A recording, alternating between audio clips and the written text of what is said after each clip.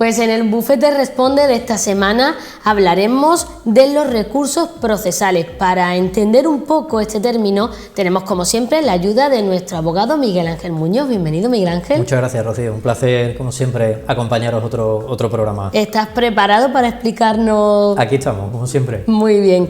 De estos recursos procesales, ¿qué son y si existen varios tipos? Bueno, básicamente vamos a traducirlo, como ya nos conocen los espectadores. ¿Qué es un recurso procesal o un recurso? Vamos a simplificarlo. Básicamente sería, para ponernos en contexto, cuando tenemos una determinada resolución judicial, un auto, una sentencia que ha resuelto una determinada situación, un determinado conflicto, y nosotros no estamos de acuerdo con la decisión que ha tomado el juzgado correspondiente y la vamos a atacar, la vamos a impugnar, o dicho de otra manera, la vamos a recurrir. Ahí es donde nos vamos a mover el tema que vamos a abordar en el programa de hoy, los recursos procesales. ¿Tipos de recursos? Hay muchos y dependiendo también de qué tipo de asunto estemos hablando. No es lo mismo un tema civil, un tema penal, un tema laboral, un tema contencioso administrativo.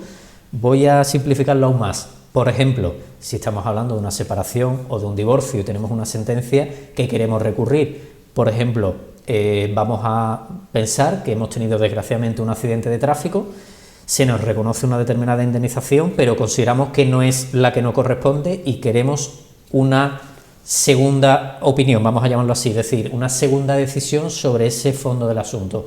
Presentaríamos en este caso un recurso de apelación.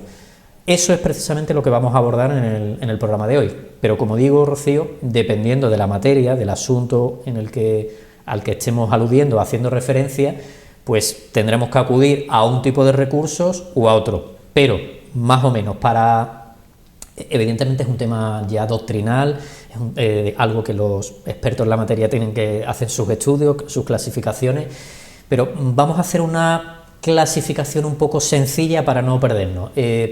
Podemos distinguir, por un lado, una cosa sería, desde el punto de vista de si se resuelve o no lo que es la cuestión de fondo, podríamos hablar de recursos procesales o recursos materiales, es decir, simplemente que el recurso cumpla todos los requisitos, todas las formalidades que establece la ley, o si estamos haciendo referencia a un recurso material, es que directamente, si se ha llegado, una vez que hemos celebrado el juicio, se ha practicado la correspondiente prueba, que haya sido por supuesto admitida por la autoridad judicial competente, se toma la decisión correspondiente. Es decir, su señoría resuelve, o nos da la razón o nos quita la razón.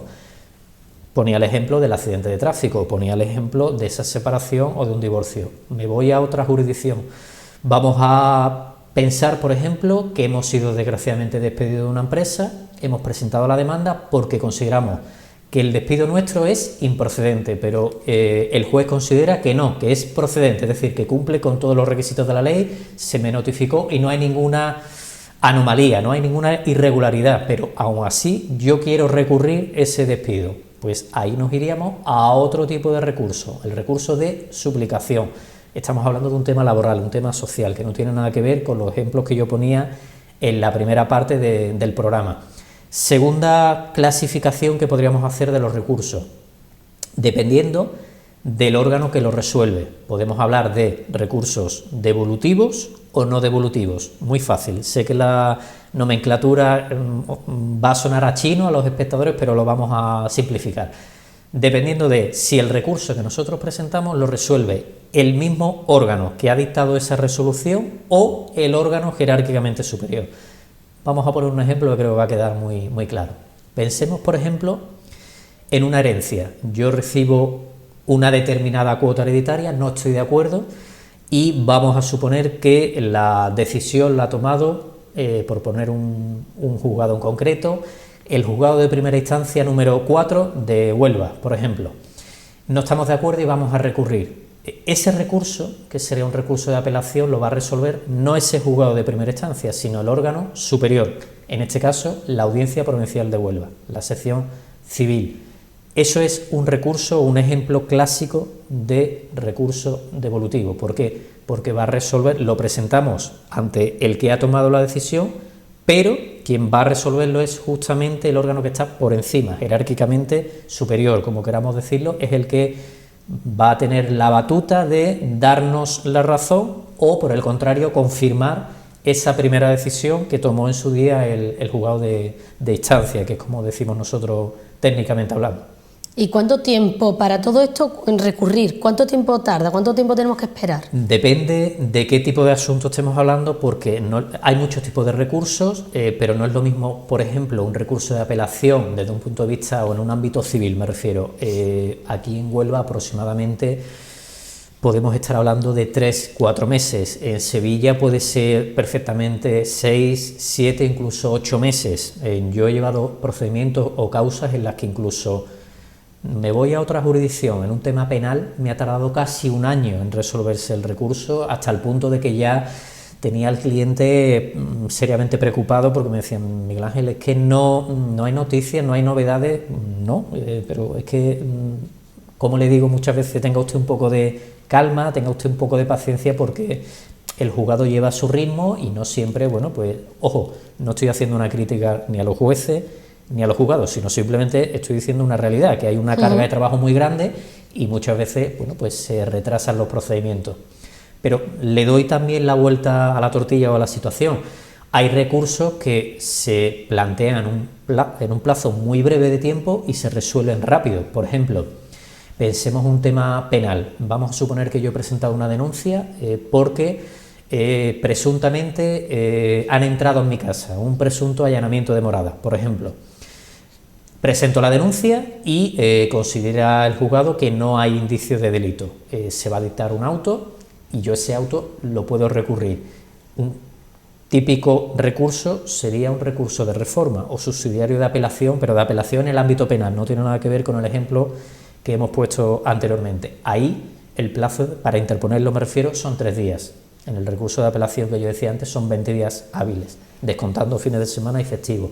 Pero se va a resolver mucho más rápido que ese recurso de apelación al que yo aludía anteriormente, que a lo mejor vamos a tardar 3 o 4 meses. Aquí, en cuestión de días, o a lo mejor en 2 semanas, lo podemos tener ya resuelto. Habrá que ver si seguimos recurriendo o no.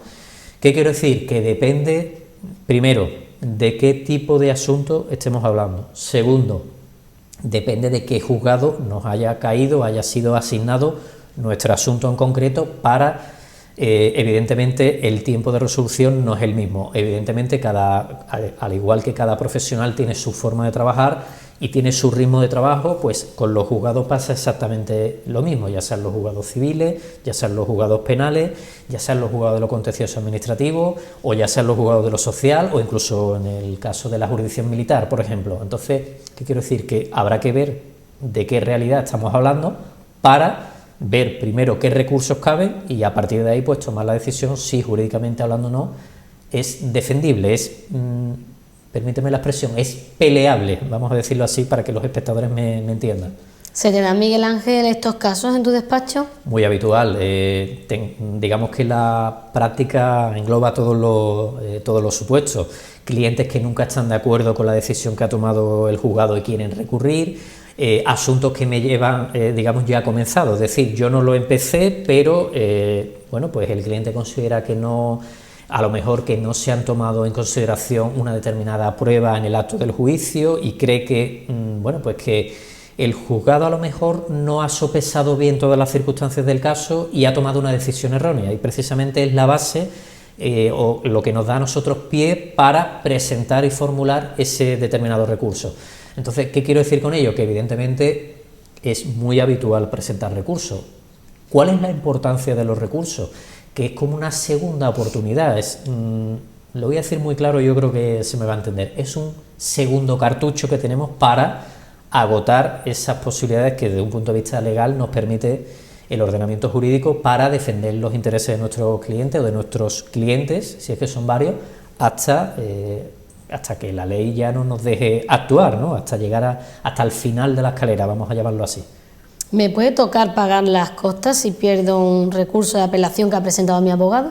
Puede ser. Lo que ocurre es que sí, no y depende. ¿Qué quiero decir? No es que no te quiera responder, Rocío, sino que depende. Primero, no es lo mismo una materia que otra. ¿Por qué lo digo? Porque las costas procesales, es decir, lo que son los gastos del procedimiento, para decirlo de una manera sencilla, se generan por cada instancia. Es decir, si por ejemplo vamos a pensar retomando el ejemplo de la herencia que yo aludí anteriormente, si ha habido una sentencia en primera instancia, eso va a generar unas costas. Si es que se pueden dar 3 situaciones o 3 escenarios diferentes. Si a mí se me da la razón totalmente, es decir, una estimación íntegra o total de mi demanda, lo normal es que haya una condena en costas a la parte que ha perdido el pleito.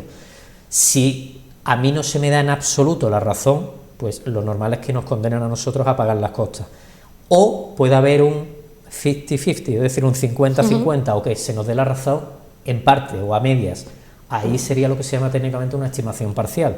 Se nos da la razón a ambas partes en cierto punto o en cierta medida. Ahí no va a haber condena en costas. Pero, ¿qué quiero decir también? Que depende de si se nos da o no la razón total o parcialmente, pero también depende de qué tipo de asunto estemos hablando, porque hay determinadas materias que incluso aunque no se nos dé la razón en absoluto, normalmente no hay condena en costas. Por ejemplo, temas de familia, modificaciones de medida, temas de separaciones, de divorcio, o me voy a otra jurisdicción, a otra rama totalmente diferente, temas laborales, un tema de un despido, por ejemplo. Pensemos que, voy a retomar el ejemplo que decía hace unos minutos, yo considero que el despido es improcedente, presento la demanda, pero el juzgado considera que no, toma la decisión y llega a la conclusión que efectivamente estoy equivocado y es un despido pues procedente, es decir, que se han cumplido todos los requisitos legalmente establecidos en el Estatuto de los Trabajadores y en la Ley de la Jurisdicción Social. Por tanto, es decir, yo no llevo la razón, para resumirlo. Ahí lo normal es que tampoco haya condena en costas. Entonces, tú me hacías la pregunta, si pierdo el juicio, nos preguntaba este espectador, ¿me pueden condenar en costas? Lo normal es que sí, pero depende de qué tipo de materia estemos hablando. Incluso aunque perdamos el juicio, no tiene por qué pagar o no se nos va a condenar al pago, al abono de las costas procesales correspondientes. ¿Y cualquier persona que quiera presentar un recurso de esto, qué es lo que tiene que hacer? Bueno, pues antes que nada que se ponga en contacto inmediatamente con un abogado. ¿Por qué lo digo? Porque, claro, como hay muchos tipos de recursos y hay que ver antes que nada de qué materia, de qué jurisdicción estamos hablando. ¿Por qué? Porque los plazos son distintos. Hay recursos que se presentan en un plazo de 3 días, hay otros recursos como puede ser el de reforma en el ámbito penal. Hay recursos que se presentan, por ejemplo, en el plazo de 5 días, como puede ser un recurso de reposición en el ámbito civil. Hay recursos que puede ser un recurso de casación, por ejemplo, ante el Tribunal Supremo en el plazo de 20 días hábiles. Claro, es que dependiendo de lo que estemos hablando, el mecanismo y el procedimiento que tenemos que seguir y, por tanto, el margen de maniobra en el que nos tenemos que mover, pues cambia muchísimo de un escenario a otro. Y, por supuesto, habrá que estudiar, como siempre, que es el punto de partida, las circunstancias o los detalles o los matices concretos del problema en particular que ese cliente determinado me está poniendo encima de la mesa, evidentemente. Cada caso es un mundo. Yo, ya me conoce Rocío, los espectadores por supuesto, lo digo muchas veces en otros programas, me llegan muchos clientes, es que mi caso es igual que el de fulanito de tal o el de menganito del cual. No, su caso es parecido, pero nunca yo me atrevería a decir, quizá me voy a meter en un terreno pantanoso, pero es muy difícil encontrarse 2 casos iguales, son parecidos, tienen notas en común, pero siempre hay pequeños matices, pequeños detalles que son los que, primero, diferencian un caso de otro y, sobre todo, lo que nos va a llevar a ganar, a perder o a que nos dé la razón en parte en ese futuro pleito, en esa futura sentencia o en esa resolución judicial correspondiente que recaiga una vez ya celebrado evidentemente el juicio con la práctica de la prueba correspondiente. Entonces, ¿qué quiero decir? Que en esos pequeños detalles son muy importantes porque es ese fino hilo que separa a lo mejor el ganar o perder un pleito con las consecuencias que nos puede acarrear. Y no lo digo por el tema solo de las costas, sino por que se nos puede solucionar la papeleta o el problema que teníamos en concreto y, por tanto, nuestra vida puede cambiar para peor o para mejor, evidentemente, ¿no?, en función del sentido que tenga esa resolución.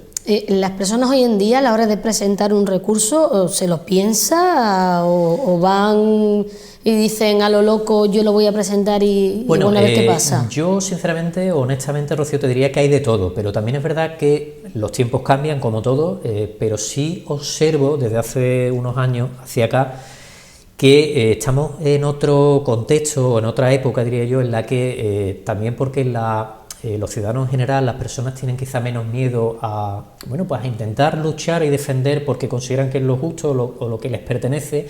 Yo creo que cada vez se recurren más las cosas o nos ponemos más en manos de un abogado, nos asesoramos.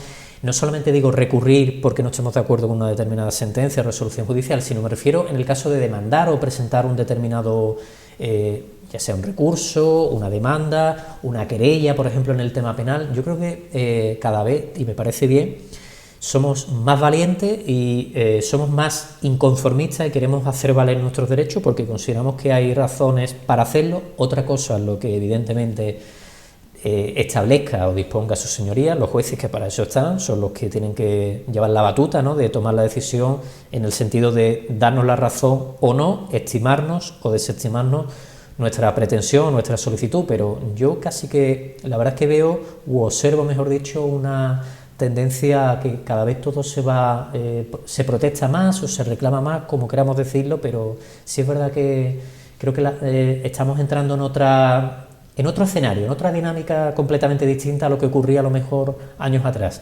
ya sea por otra mentalidad, ya sea por ignorancia o quizás un poco también por un cúmulo de circunstancias, ¿no? Pero yo me atrevería a decir que sí, que cada vez recurrimos más o demandamos más. Pero es conveniente asesorarse, por supuesto, antes de dar el paso. Por supuesto que sí. Yo siempre considero que hay que valorar muy bien el escenario, todas las circunstancias a favor y en contra.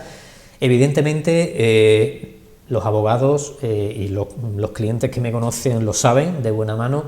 Yo nunca puedo garantizarle un resultado a un cliente, no puedo crearle lo que se llama técnicamente una falsa expectativa, sino que yo tengo que explicarle si decidimos dar el paso al frente, tenemos o corremos este riesgo, si por el contrario no recurrimos, nos quedamos tal cual, pero el cliente tiene que saber siempre los pros y los contras, a qué nos enfrentamos, qué es lo que nos vamos a ver en el escenario, porque siempre que, evidentemente, tomamos la iniciativa e iniciamos un determinado procedimiento judicial, independientemente de la materia que sea, corremos un determinado riesgo y el cliente tiene que ser consciente de lo que se juega.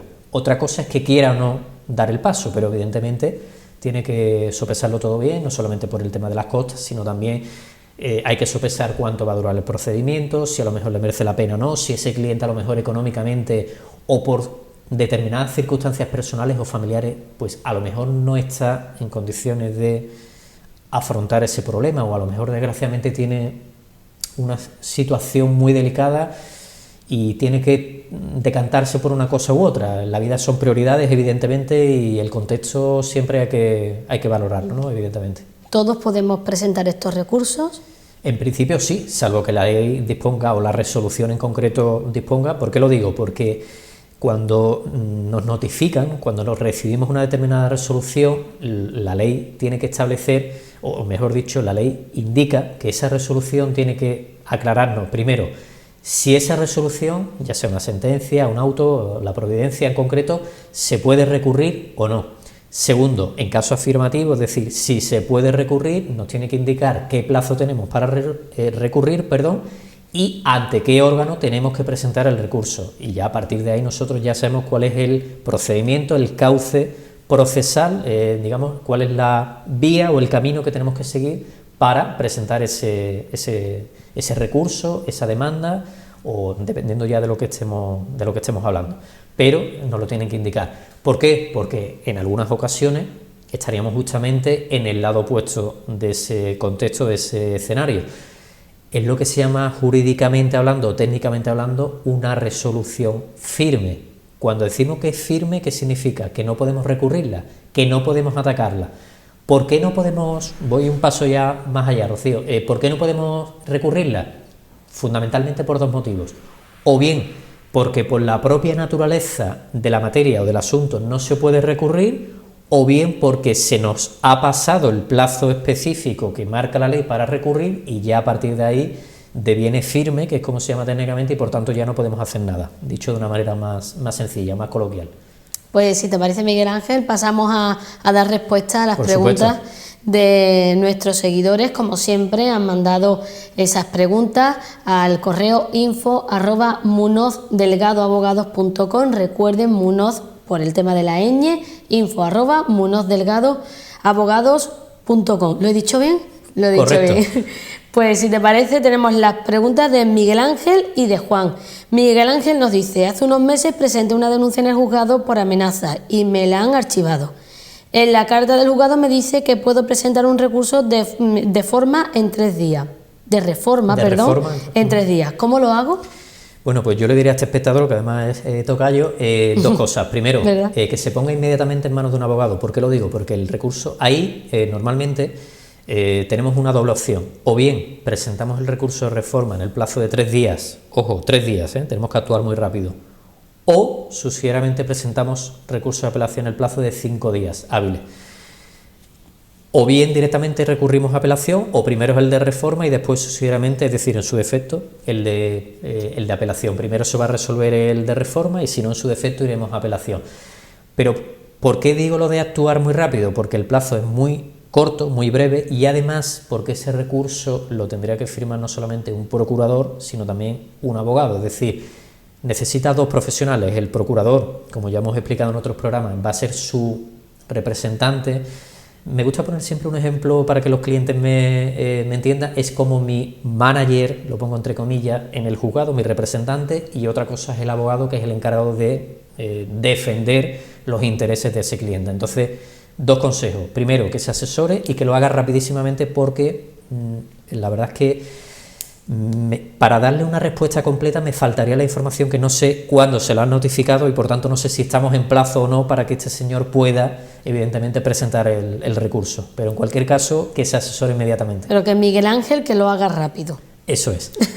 Pasamos a Juan. Dice: tras más de 5 años de batalla judicial me han desestimado el recurso de casación que presenté en su momento y quisiera saber si puedo seguir recurriendo.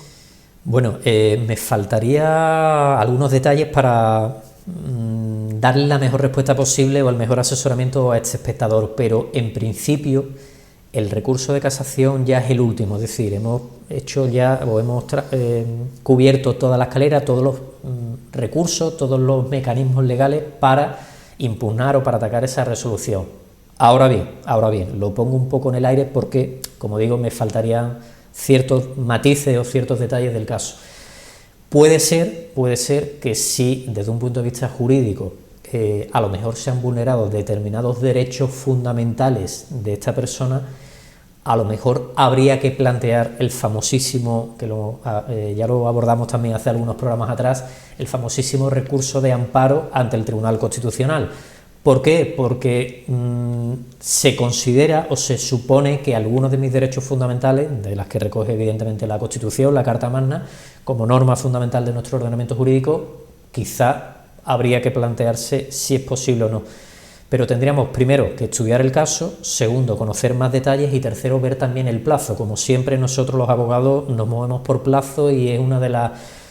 yo lo voy a decir ya con todas las letras, una de nuestras manías, porque claro, es lo primero que le preguntamos al cliente: ¿cuándo ha recibido usted esa resolución, esa notificación? Para saber si tenemos todavía posibilidad o no de actuar y por tanto de recurrir la resolución de la que se trate, un auto, una sentencia, dependiendo de la materia de la que estemos hablando. Como bien sabes, Miguel Ángel, nosotros siempre damos respuesta a de todas las preguntas que nos envía, damos respuesta a 2 de ellas. Pero bueno, aquí tenía una pregunta de mi amiga, ella necesitaba ayuda y como es la misma pregunta que yo te hago siempre, pues te la hago yo y te la hace nuestra amiga Carmen. Consejo, ayuda para la hora de presentarlo, ¿de qué manera lo puede hacer mejor? A ver, yo daría varios consejos. Primero, que se asesore bien. Segundo, que ponderemos los riesgos, los pros y los contras.